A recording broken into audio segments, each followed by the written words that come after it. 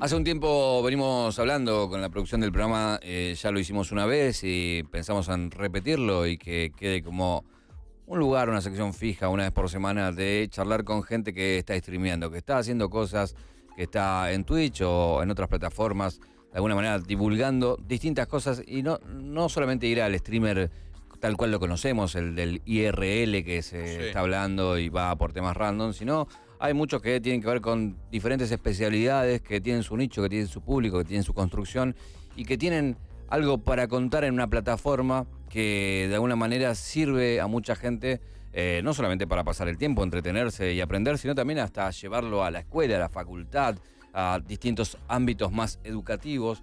Y hay uno que a mí me gustaba mucho como tuiteaba y lo he visto también en muchos streams que ha hecho y siempre que me cruzo con él algo aprendo. Y lo hemos visto también aquí en Vortex alguna vez, que es Alejandro Some, que es divulgador de arquitectura. Ale, ¿cómo estás? Ahí te veo. Ahí. Hola, ¿cómo andan ahí en el piso? ¿Todo bien? Bien, ¿cómo estás?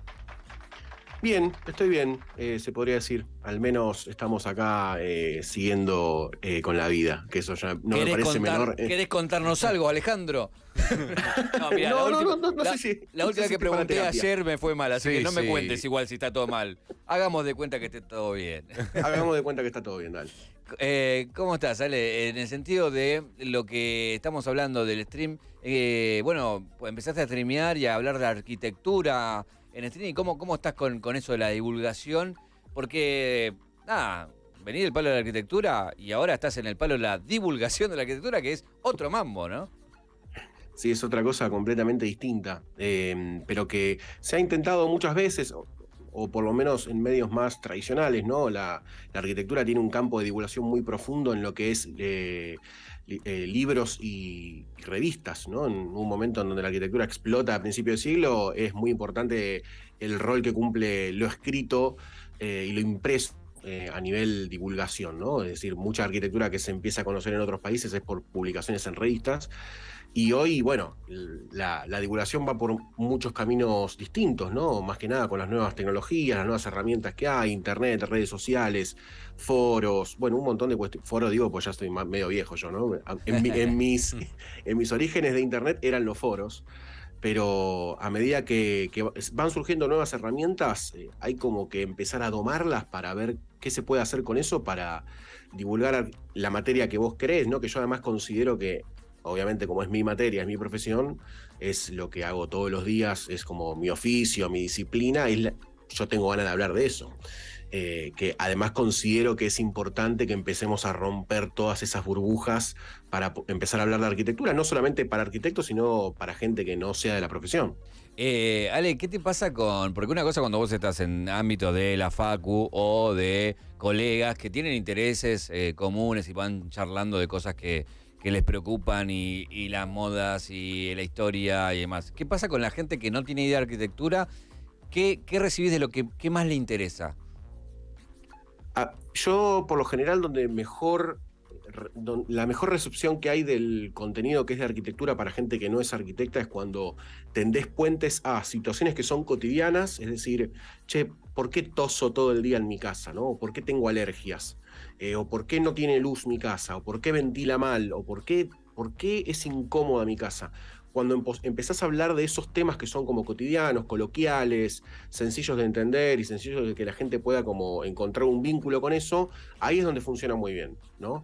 Y ahí es donde tenés una oportunidad para complejizar un poco la mirada desde la arquitectura, ¿no? Quizás entrás por, che, tu casa está mal orientada, ¿no? Por eso le entra mal la luz, y empezás a hablar de golpe de orientaciones, de cómo debería ser una orientación apropiada, de por qué el parcelamiento en muchas ciudades está mal aprovechado en ese sentido, porque el 50% de la ciudad te obliga a orientar mal por cómo está parcelada.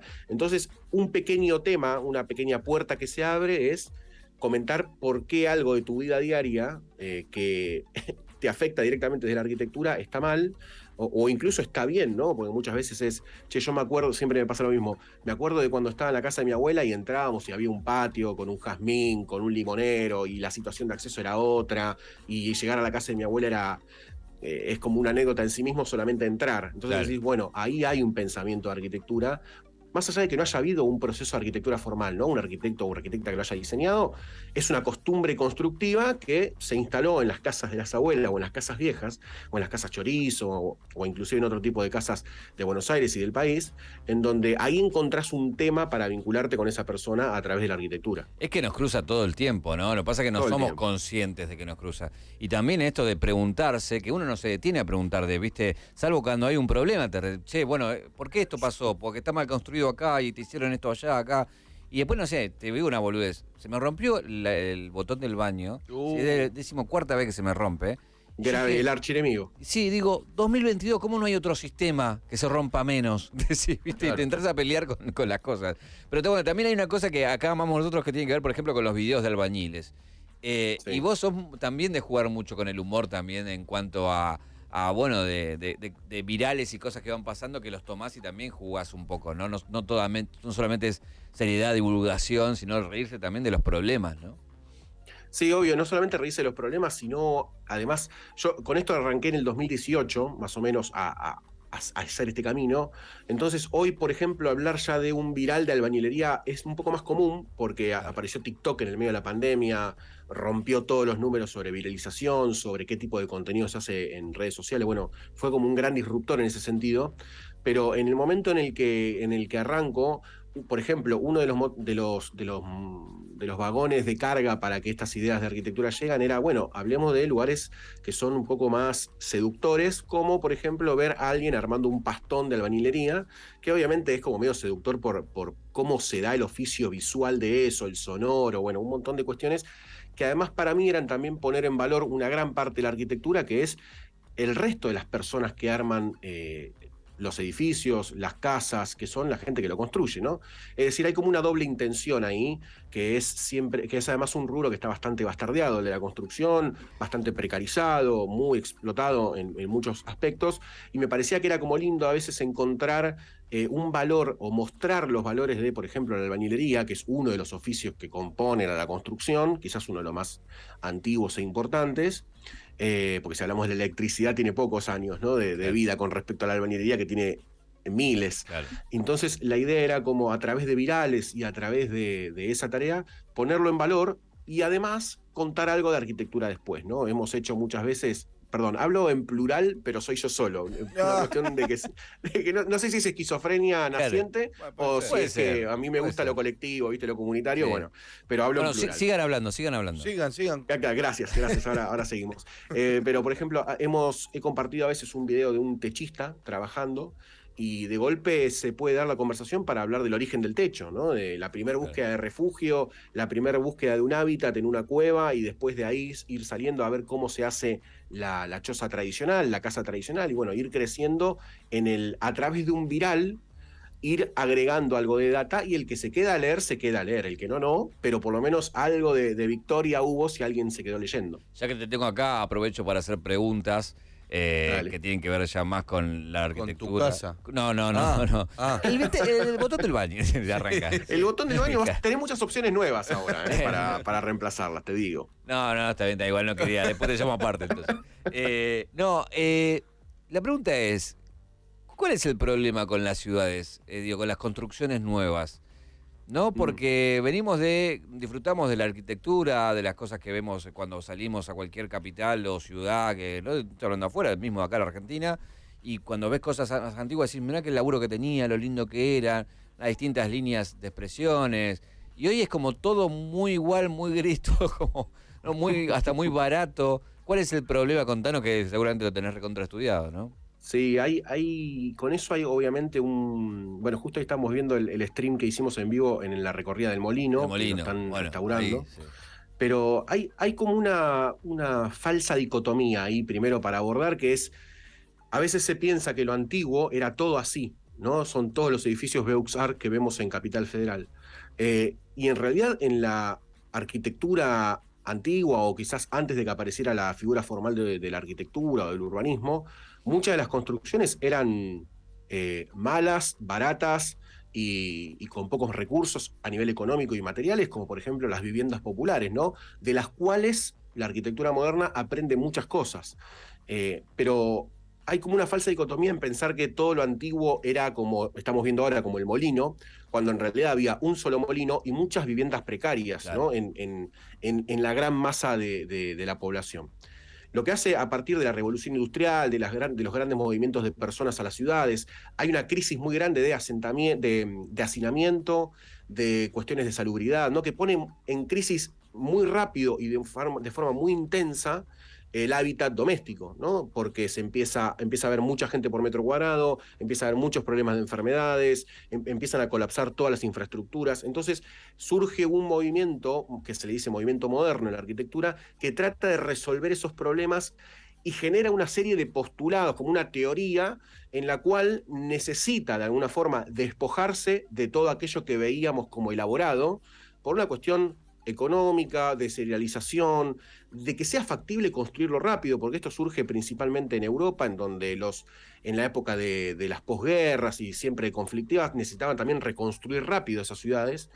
Entonces siempre hubo como una cuestión teórica anclada a lo factible, ¿no? Tenemos que lograr llegar a más lugares para erradicar enfermedades, para vivir un poco mejor, para que la gran masa de gente viva mejor. Y esa es la concepción del movimiento moderno. Ahora, ¿qué pasa?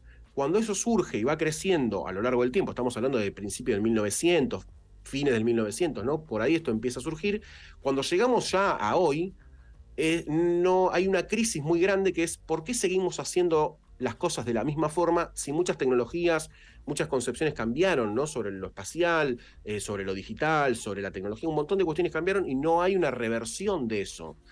Lo que hoy estamos viendo es como una reproducción en donde quizás no tanto la arquitectura, sino las variables económicas se apoderaron de eso, de ese lenguaje que hoy vemos como cajas y volúmenes y ventanas y Tarquini y nada más, y no pasa nada en las casas, no es solamente eso, que se reproduce y se reproduce y se reproduce, y quizás no hay una pausa para ver, che, ¿para qué arquitectura necesitamos para el siglo XXI ahora, ¿no? Que se han tomado muchas variables de ese movimiento moderno, que es el que vemos como despojado de ornamentos y bueno, como cajitas grises, que en realidad la arquitectura moderna, si analizamos a Barragán, por ejemplo, es un festival de colores y de Claro. texturas, que es un arquitecto mexicano increíble, y es nacido puro del movimiento moderno eso, Claro. ¿no? Que agarró a México y dijo, chicos, vamos a hacer una arquitectura moderna, pero mexicana, y le puso color, le puso luz, y es una fiesta. O sea, Y eso no tiene. no es la arquitectura, es la economía de estúpido, otra vez más. Y hay algo mucho de eso, y yo creo que también es un poco cultural, en donde hay algo de eso que se ve como progreso todavía, de, no sé, por ejemplo, vivir en un departamento de 18 metros cuadrados, que es el que habilita el código hoy de Capital Federal, y es un hábitat bastante insalubre, vivir, no sé, una pareja en 18 metros cuadrados, incluyendo el baño, sin bidet encima. No. Bueno, y también Pero tenés el tema este, bueno, de que hoy, digo, la vivienda es el principal problema que tienen las nuevas generaciones, ¿no? sí. De cómo llegar a ella, de, bueno, de los costos que tiene, de un país en crisis y complicado también para financiar eso. Sí, Nada. igualmente, ahí siempre me gusta tirar un poco la positiva, porque obviamente el acceso a la vivienda es complicadísimo, principalmente en Argentina y en lugares de Latinoamérica en donde tienen problemas económicos en la macro como Argentina, pero si vos vas a la región, estamos todos con el mismo problema, y si vos amplías de la región, y cuando digo región digo México para abajo, y cuando amplías desde Latinoamérica hacia afuera, los problemas de acceso a la vivienda son otros, ¿no? Más desde una burbuja inmobiliaria con precios inalcanzables, más allá de que el nivel de vida sea mucho mejor que en la región, el acceso a la vivienda todavía es un problema para la generación de los millennial o los Gen Z, ¿no? La generación que Claro. viene después. Si vos ves TikTok, por ejemplo, se hace el mismo chiste, los norteamericanos, de que compran una palta y es, bueno, la mayor inversión que pude hacer, y mis viejos la mayor inversión que pudieron hacer fue una casa. Ya ellos también tienen ese problema, pero con otras variables, ¿no? La Claro. nuestra es, por obviamente degradación de sueldo, una macroeconomía imposible, los costos dispares entre sueldos en pesos y valores de los inmuebles en dólares. Es como muy complicado de ir desarmando. En realidad no es tan complicado, se puede desarmar, es complicado decirlo tan sintéticamente, pero las variables para desmenuzarlas están todas ahí. Pero más allá de eso, la cuestión positiva, si nosotros vamos a Uruguay, que ya sé lo que me van a decir, Uruguay son pocas personas, es un territorio más domable en este sentido, pero igual tienen políticas de vivienda muy buenas y exitosas, que ni siquiera son de vivienda social, son viviendas cooperativas que están metidas en el mercado inmobiliario, no es que tratan de competir con el mercado inmobiliario como erradicarse una de otra, sino que tratan de convivir y solucionar el problema, obviamente con posturas fuertes sobre regulación de precios, una serie de cuestiones, pero que a lo largo de 50 años lograron encontrar un funcionamiento que es orgánico ya al mercado inmobiliario y conviven, ¿no? Están las dos opciones. Está la opción del mercado inmobiliario y está la opción de vivienda cooperativa, por ejemplo. Entonces, eso hace que de alguna forma sea accesible para todo el conjunto de la sociedad, la vivienda, que es importantísima. Argentina tiene un déficit de aproximadamente tanto cuantitativo como cualitativo de 3,5 millones de viviendas. Y es una cantidad de viviendas Multiplicarlo por muy gente, grande. ¿no? Claro. Claro, exacto. Y esto quiere decir que no son propietarios, ¿no? No quiere decir que haya el mercado de alquiler obviamente sigue creciendo porque la vivienda es cada vez más inaccesible. Y por otro lado, bueno, se puede igualmente decir que es cuantitativo y cualitativo, ¿no? Es decir, viviendas que existen pero que son malas, ¿no? Que presentan malas condiciones de vida. Acá Barbarroja tiene una pregunta para mis amigos Somes. Sí, ¿cómo está, Ale? Escuchame. ¿Qué tal? ¿Cómo andás? ¿Hay como una tendencia entonces en la arquitectura o ya con la mano del mercado y la economía ya como que es más difícil que haya una tendencia artística? Es una excelente pregunta. Lo que es es una excelente pregunta Madre. porque Vos festejás edificios, nosotros festejamos Una por preguntas. semana clavo de estas, ¿viste? yo acaricio ladrillos, ustedes acarician preguntas. Claro, exactamente. Ok. No, a ver, es muy difícil hablar de tendencias hoy porque hay una gran parte de lo que es la cultura material que ya está realizado, ¿no? Y que ya está como, la palabra, me gusta usar esta palabra aunque no sea totalmente correcta, que está como cooptado por otras variables, ¿no? Hoy, si vos vas a los centros bursátiles, por ejemplo, en donde los grandes edificios son torres de acero forradas en cristal, eso es algo que surge hace 100 años, literalmente, y se empieza a desarrollar, llega a su auge en mediados del siglo pasado, 1950, 1960, y después ya de eso se sigue reproduciendo de una forma en la que no hay un repensar desde la arquitectura, ¿no? Es decir, che, pará, la mejor solución para los centros bursátiles es hacer un cilindro de cristal orientando para todos lados de la misma forma y metiéndole toneladas de aire refrigerado por la parte de arriba. Y quizás no es la mejor forma hoy, 50 años después de 1960, 70 años después. Entonces, nada de eso se fue reformulando, sino que se siguió reproduciendo esa forma y esa metodología, obviamente mejorando las tecnologías, mejorando las envolventes, mejorando los materiales, pero como decís vos, la tendencia o la vanguardia o un nuevo movimiento todavía no ha surgido porque es un mundo más complejo en ese sentido, ¿no? Antes decir, tenemos este postulado que se opone por completo al Beaux Arts, a la academia neoclásica, y nos vamos a enfrentar a esto con este postulado, era como un poco más sencillo, incluso pasa en los 60 con el postmodernismo, ¿no? Que quiere darle una vuelta de rosca al modernismo, como diciendo, che, le están pifiando por acá, ¿qué les parece esto? Pero ya después de ahí empieza a haber como una reversión de siempre lo mismo, y las tendencias ya van como para seguir reproduciendo lo que existía, y no tanto en el sentido de, che, critiquemos esto, más allá de que hay como cositas muy chiquitas, pero, por ejemplo, no sé si conocen a Francis Queré, que es el último arquitecto en ganar el Pritzker, que es como el premio, es como el Pulitzer El Oscar de los arquitectos. Claro, el Oscar de los arquitectos, que por lo general tratan de, con esos premios, orientar hacia dónde va una búsqueda posiblemente copada para los problemas globales, ¿no? Claro, y dice, Francis Queré es un arquitecto... por allá con el premio. Es por allá, claro, van como señalando por ahí, más allá de que se puede discutir igual lo político detrás, bueno, no importa, ya podemos empezar a ramificar un montón, pero no quiero. Pero le dieron el premio a un arquitecto que se formó en Alemania, vuelve a África y hace una arquitectura para África, ¿no? Con los conocimientos. Entonces es soluciones locales para problemas globales, claro, claro. ¿No? Es como el tagline de todo eso. Así que el tema de las tendencias está como medio en crisis, o el tema de generar nuevos pensamientos está como medio difícil. No, y también digo, vos un poco lo decís, la cultura, la sociedad, los momentos también te condicionan. En el sentido de, tal cual. No sé, hoy es muy porteño lo que voy a contar por aquel que no viva en Buenos Aires, pero todo lo que está pasando con el centro, microcentro después de la pandemia, digo, ¿tiene sentido? ese lugar que se creó para oficinas hoy en día, cuando la mayoría de la gente está yendo a un teletrabajo, eso se va a destinar a viviendas, están acondicionadas para viviendas, son múltiples preguntas que se abren. Acá, Sí, además, sí.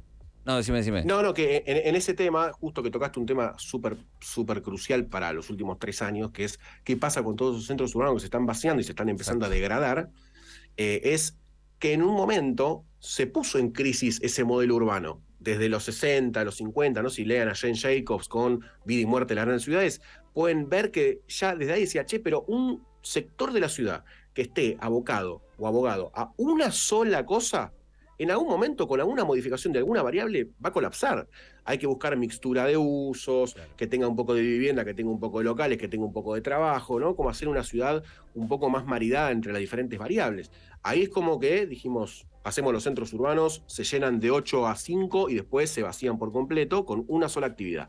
Y las actividades que surgen a partir de eso, ¿no? Lugares de comida, etcétera. Ale, Pero eso ya era algo... Sí. No, termina la idea, por favor. Pensé que No, que eso ya era algo desde los 60, se empezaba como a señalar como un problema, ¿no?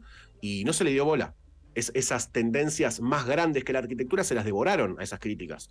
Y se siguió produciendo una ciudad con ese sentido, ¿no? Si hoy vemos, por ejemplo, en la pandemia, parte de la estructura urbana del conurbano la sostuvo mejor, ¿no? Porque vos podías tener en un radio de 5 cuadras quizás locales de cercanía, verdulería, carnicería, no hacía falta ir al supermercado. Entonces, esa estructura urbana, más allá de estar degradada en otras variables, pudo sostener mejor esa puesta en crisis. Ahora, cuando hablamos de los centros urbanos bursátiles, se vaciaron todos en todo el mundo, no solamente acá.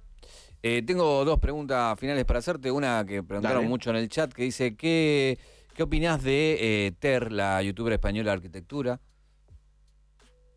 No, Ter me gusta mucho.